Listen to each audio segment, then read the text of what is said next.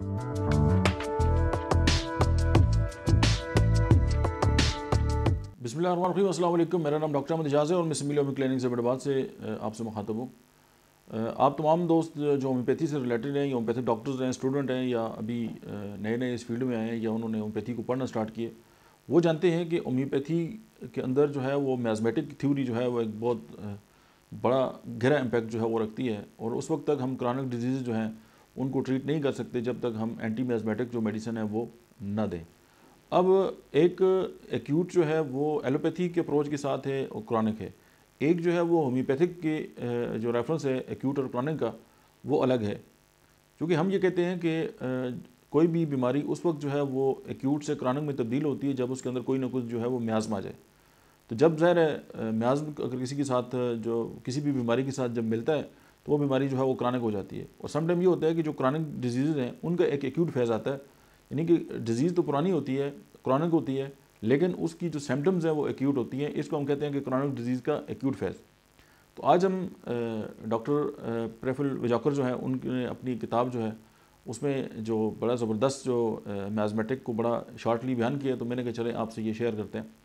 क्योंकि हनीमैन ने मियाज़म बेसिकली जहर को कहते हैं जो होम्योपैथिक अप्रोच के मुताबिक, लेकिन जब हम किसी भी पेशेंट का इलाज स्टार्ट करते हैं तो उसके इलाज के दौरान जो है रास्ते में कुछ रुकावटें आती हैं जो दवा का जो असर है उसको कम करती हैं या जो शिफा का अमल है वो स्लो हो जाता है। तो एट द मोमेंट हम एज ए इंटरकरेंट रेमेडी के तौर पे जो है वो कुछ मेडिसिन इस्तेमाल करते हैं जिनको हम मैज़मेटिक जो है रेमेडीज़ कहते हैं, एंटी मैज़मेटिक रेमेडी कहते हैं, जो फिर उस रास्ते को जो है वो क्लियर करती हैं और एज ए कैटलिस्ट काम करती हैं और जो मरीज़ है वो जल्दी जो है वो शिफायाब हो जा सकता है। तो उसमें सबसे पहले जो है वो सोरा है, सेकेंडली सिफिलिस है और थर्ड जो है वो साइकोटिक या साइकोसिस जिसे हम कहते हैं। तो जो सोरा है इसका ये किसी भी इंसान में उस वक्त होता है जब किसी भी ऑर्गन के अंदर जो है वो फंक्शनल जो है वो प्रॉब्लम आ जाता है। जब फंक्शनल प्रॉब्लम आएगा तो क्या होगा, डेफिनेटली इन्फ्लेमेशन होगी। और आप जानते हैं कि इन्फ्लेमेशन के अंदर 5 जो चीज़ें हैं वो इन्वॉल्व हैं, यानी कि जिस जगह पे इन्फ्लेमेशन होगी वहाँ पे रेडनेस होगी, वहाँ पे हीट होगी, वहाँ पे फ्लो ऑफ ब्लड ज़्यादा होगा, यानी वहाँ पे स्वेलिंग होगी, वहाँ पे पेन होगा और वहाँ पे लॉस ऑफ फंक्शन होगा। ये है इन्फ्लेमेशन। और ज़ाहिर है ये जो लैटिन लोग हैं उन्होंने इन्फ्लेमेशन की जो तारीफ़ की है और ये पूरी दुनिया में जो है वो राइज है। और एक होता है इन्फेक्शन। इन्फेक्शन में ये है कि इसकी जो काज है वो कोई वायरस, बैक्टीरिया या फंगस हो सकता है। तो उस वक्त हम इन्फ्लेमेशन को जो है वो कह सकते हैं कि ये इन्फेक्शन है। यानी इन्फ्लेमेशन होगी, इन्फेक्शन होगा, इरिटेशन होगी, यानी स्किन के ऊपर हो सकती है और कहीं पे भी इरिटेशन हो सकती है। और उसके बाद कुछ ऐसे लोग हैं जो हाइपर सेंसिटिव होते हैं। तो जब इस तरह के सिम्टम्स आपके सामने आएँ तो आपके जहन में आ जाना चाहिए कि ये जो पेशेंट है इसके अंदर जो मियाज़म है वो सोरा है। उसके बाद जो सेकंड मियाज़म है वो साइकोटिक है। अब साइकोटिक जो मियाज़म के लोग होते हैं उसके अंदर स्ट्रक्चरल जो है वो तब्दीलियाँ आती हैं सिस्टम के अंदर या बॉडी के अंदर जो है। अब जो सिस्टमेटिक जो तब्दीलियाँ हैं उनमें आप कह सकते हैं स्टेनोसिस हो गया। अब स्टेनोसिस ये है कि कोई भी जगह तंग हो गई, यानी मतलब है कि खून की नालियाँ तंग हो गई हैं और मतलब है कि स्पाइनल कार्ड, मतलब स्टेनोसिस की वजह से स्पाइनल कार्ड जो है वो दब गई है, यानी स्टेनोसिस है, तंगी जहाँ पे भी आ गई है, वो ब्लड वेसल के अंदर हो सकती है, किसी जगह पे भी हो सकती है, ब्रेन के अंदर हो सकती है। उसके बाद जो है वो अगर कोई एक्स्ट्रा ग्रोथ बॉडी के अंदर डेवलप हो गई है या पॉलीफ्रेशन होगी, इसका मतलब ये कि वो एरिया जो है वो फैला हुआ गया, जैसे यूट्रस जो है वो फैल जाता है या उसके अंदर एक्स्ट्रा ग्रोथ आ जाती है, ये सारी साइकोसिस है। उसके बाद थिकनिंग है, यानी कोई चीज़ जो है वो मोटी हो गई है, यानी अपना जो साइज़ है उससे बढ़ गई है। उसके बाद अगर क्रॉनिक इन्फ्लेमेशन जो है वो क्रॉनिक हो गई है तो वो सोरा से कन्वर्ट हो जाती है स्ट्रक्चर में। अब ज़ाहिर है पहले उसके फंक्शन में मसला था, अब स्ट्रक्चर में इशू आ गया और उसके बाद जो है वो ट्यूमर्स बॉडी के अंदर अगर डेवलप होना स्टार्ट हो गए तो हम ये कह सकते हैं कि ये जो पेशेंट है ये मैज़मेटिकली जो है वो साइकोटिक है।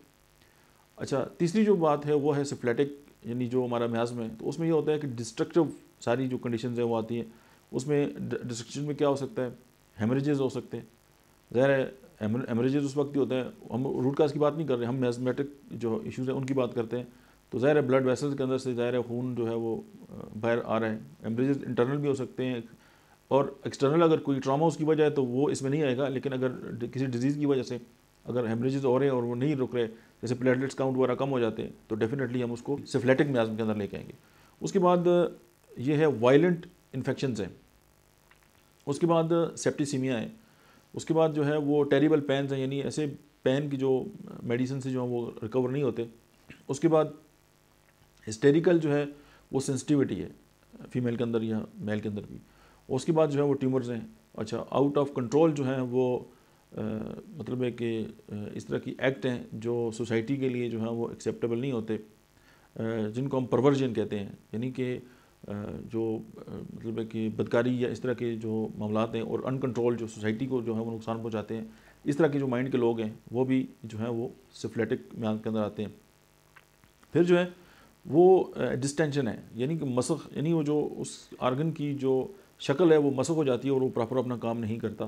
तो ये जो है वो मतलब सोरा, साइकोटिक और जो सिफिलिस है उसके ऊपर एक ओवरव्यू है। इस पर बड़ी बड़ी किताबें हैं, बहुत सारे डॉक्टर्स पे बहुत ज़बरदस्त काम कर रहे हैं, लेकिन ये ज़रा थोड़ा सा पैथोलॉजिकल पॉइंट ऑफ व्यू के साथ जो है वो मैंने आपके सामने पेश की। मुझे उम्मीद है कि ये आपकी किसी काम आएगी, और मिलते हैं नेक्स्ट वीडियो में। तब तक आप देखते रहिए डॉक्टर इम्तियाज़ ऑफिशियल।